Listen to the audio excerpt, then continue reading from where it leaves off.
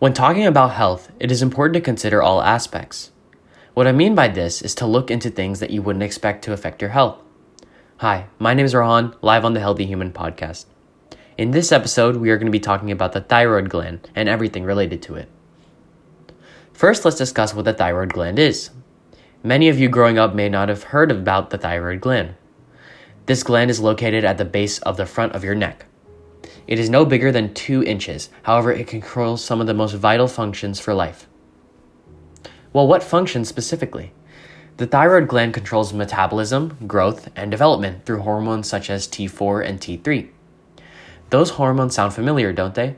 Well, actually, we discussed them in one of my previous episodes called An Apple a Day Keeps the Doctor Away podcast, and I highly recommend you check that out for context. Anyways, back to the topic at hand.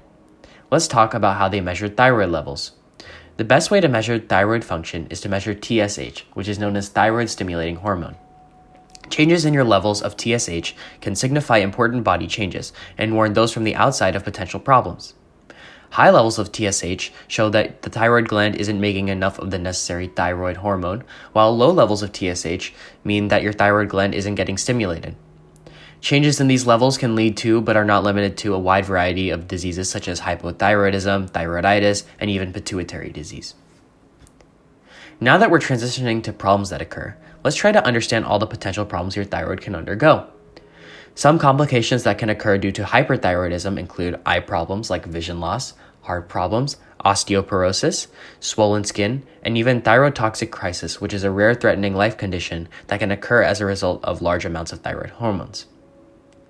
Some complications that are due to hypothyroidism include breathing, infertility, birth defects, mental health issues, and many more things.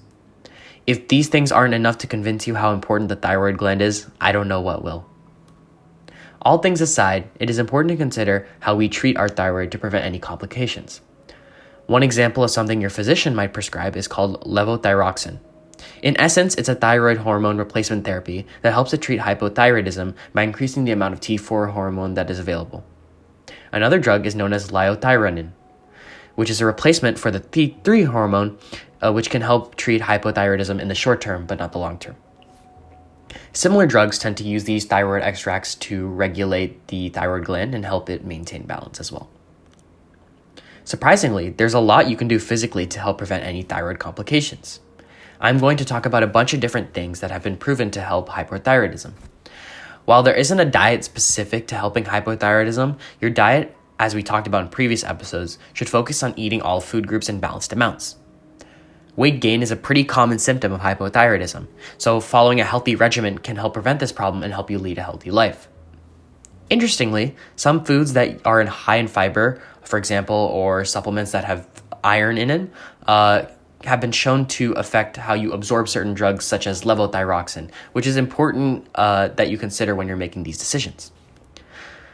The next big thing is exercise. Walking and yoga are great examples of exercises that can help maintain your weight, which is a way to help prevent hypothyroidism. Any type of exercise, whether it be resistance or aerobic, can in the long term help boost your energy, decrease your stress, and lead to less complications within your thyroid. The last thing I want to talk about is meditation. Having chronic diseases like hypothyroidism, it can be very stressful on your mental health and your body as a whole.